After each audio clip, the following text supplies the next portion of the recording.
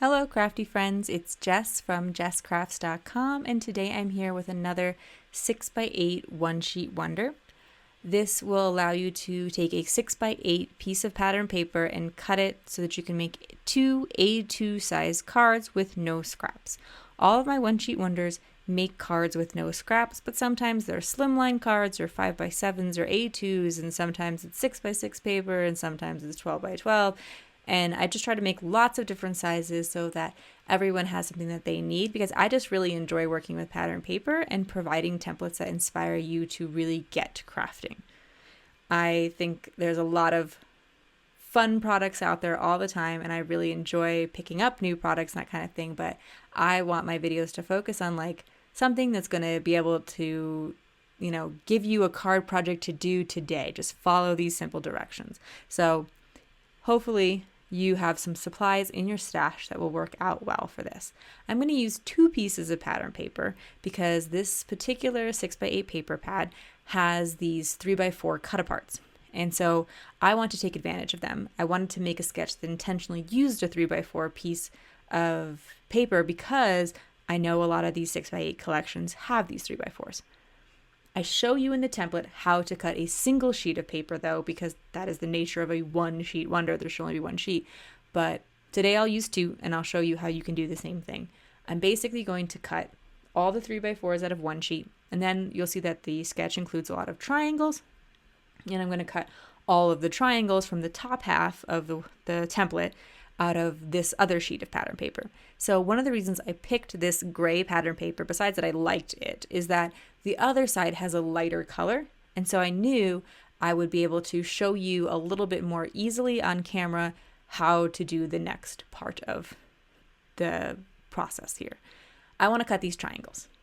And the big triangles are going to have 2-inch bases, and they're going to be 3 inches from the bottom center to the top point, because this is a 3x8 piece of paper. So you don't have to do that measurement. You've already done it by cutting this. Now what I'm doing here is along the sides.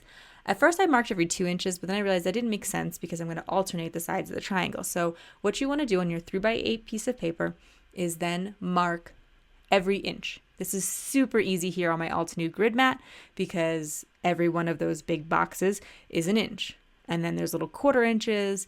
There's a lot of grid mats that do a similar thing, so you don't even have to get out your ruler for it. But I needed a bigger mat recently, and so I invested in the Altenew because I also really like having that A2 size center, which I'll show you how I use that in a second. Okay, I zoomed in here, and I may have zoomed a little too much, but I wanted you to be able to see this in more detail. I am going to draw these triangles, and I know I want the 2-inch base. So I know when I'm drawing the base of a triangle, I need to, count 2 hash marks down. But the ends, I do want those mini triangles. I'm using those for the tops and bottoms of the card. So there I would start 1 inch from the center, 1 inch from the edge of the paper, and connect that to the corner of the paper. And then count 2 down and connect that point that's 2 inches away from the edge to the point that's 1 inch away from the edge. I'm just going to keep going, drawing all these triangles. I think once you actually get the pattern paper in your hand, this will make sense. I think the template is hopefully pretty clear, but just kind of wanted to show you the process. Sorry that I zoomed in a little too much, but I wanted to draw the lines rather than, because if you draw the hash marks, in theory, you can just start cutting if you know where all the measurements are supposed to be. But that scares me, because if I draw the line wrong with my pencil, I can erase it and start again. But if I start cutting and I cut wrong, I'm going to be real sad, because this is it's a one sheet wonder. There's no scraps. There's no extra. It's really meant to be cut pretty precisely. So I found drawing the triangles to be super helpful. And then I'm lining up the line with the edge of my paper trimmer. And I know that I'm going to get everything the way I want it. You actually need 4 sets of the little triangles. And right now I'm actually only making 2 sets with this method. But again, just in wanting to not mess anything up, I decided I would cut all the triangles, including the 2 littles from the top and the bottom. And then when it came time to creating the patterns, I would know, okay, here is the extra one that was supposed to be cut, and I'll be able to cut it then, rather than making a pretty sure guess. But basically, the extra one, you could just cut down the center. So you could cut, instead of cutting them to 3x8 and putting all the inch measurements on the side, you could have cut it down to 3x4. And that's what you would do according to the template. So I hope, again, that it all makes sense. This is something that's a little bit trickier for me to explain. This is a little more complicated of a one-sheet wonder than I would typically do. But I just really thought it created a cool pattern, especially for a Halloween card, which is really interesting. So here again, I have these 4 triangles, but I know I need 3 triangles and then 2 halves of a triangle. So I've laid it out how it would go on the card to make sure that I'm cutting the right triangle. And then I'll just trim it in half from there. And I'm basically trimming it by putting the point in the center of my the center of my paper trimmer, and then lining it up against the edge so that I make sure everything's straight.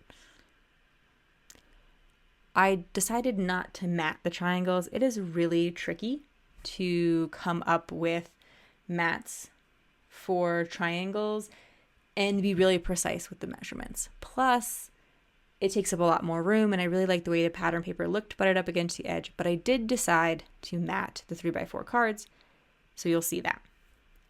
2 of the 3x4 cards were sentiments that were perfect right from the paper pad. 2 of them were sentiments that I did not personally want to use because I donate a lot of my cards. And if you're ever interested in donating your cards, there's some pages on my website that explain places to donate your cards. They give you jokes to put inside your cards and other ideas of what to do to finish off your cards. And a number of organizations that serve different kinds of people. I've tried to find organizations outside of the US as much as possible as well. But that's just another thing. That link is always in the video description. Anyway, back to the assembly of the card. I want to cover up 2 of those sentiments, and I'm going to talk about that later in the video. Here, I'm taking my small triangles, and I'm going to line those up first with the edge of the card. I'm using a combination of my ATG and my liquid glue.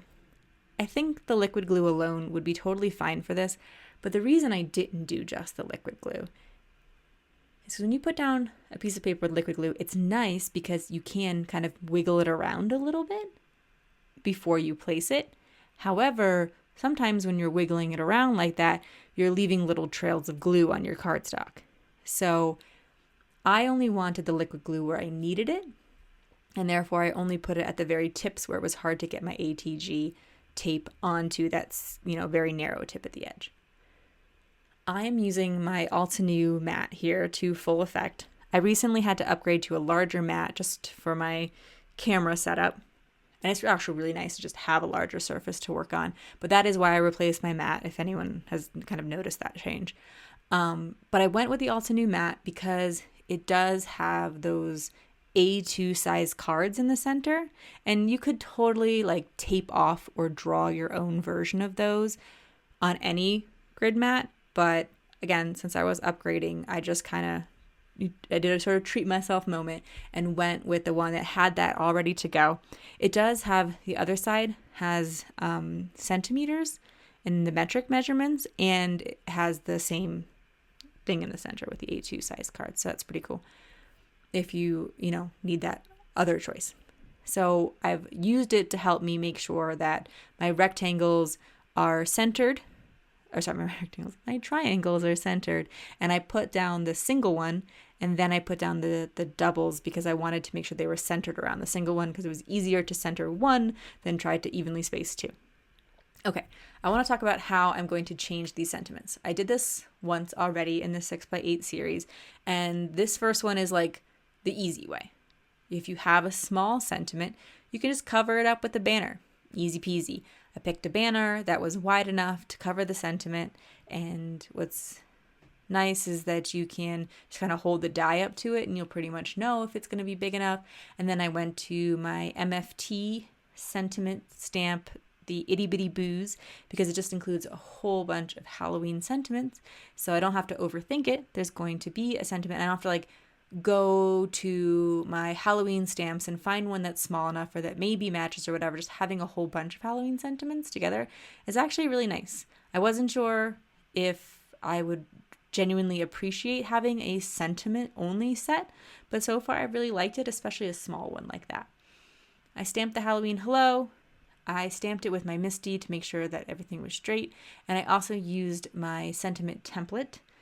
Some of you have may seen that before, and I have a video where I talk about it specifically, but here I am able, like that sentiment template that's in my MISTI, the sticky side of the tape is facing up, and that means that it will hold my banners in place so that I can stamp it multiple times, or that I can make sure it's straight and not have to try to get a teeny tiny banner held down by the magnets in a MISTI. That's my way around that, and I just choose my the ones that I reach for the most, and I made this template for them, but I suggest doing it for any and all of your banner dies so that it's just ready to go. Maybe keep it in your storage system with the dies. Now, for this other sentiment card, it said, "I'm batty for you," but it was big. That was not something I was just going to cover up with the banner.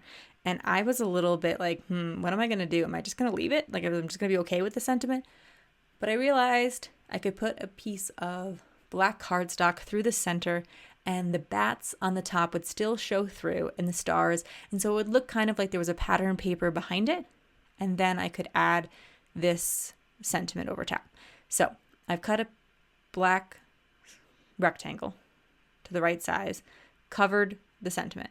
Now I have this boo die from Reverse Confetti. I was super excited about this. I like the outline of it. I like the simplicity of the sentiment and that it will pair well with a lot of the itty bitty boo sentiments. So I'm going to have boo, and then I'm going to have an additional sentiment underneath it. I decided to go with the black and white so that the blue would really stand out, because the rest of the card is like black, white, and gray. So I didn't want to add any new colors with the boo or the sentiment. So I'm going to even stamp the sentiment on white in black ink. Again, using that same template so that I can get things lined up. I did have to pick a different size of my favorite borders. I went with favorite banners. I went with the teeniest, tiniest banner I own, I think. And that fit perfectly underneath, and just picked out another sentiment. I think this one is like "You're Fantastic," so I kind of thought I went with like the vampire bat feel of the card. And then I'll be able to add that to my one sheet wonder, and that will be it for my cards today. If you like this video, please give it a thumbs up and leave a comment or share this video. If you'd like to see more videos about how to use your supplies, such as one sheet wonder tutorials, please subscribe and click the bell to get notifications. I will link all the products I can in the video description, and link you to my blog where you can download any templates or get more information. For even more inspiration, come find me on Instagram or check out these 2 videos here at the end. Thanks so much for watching, and have an amazing day. Bye.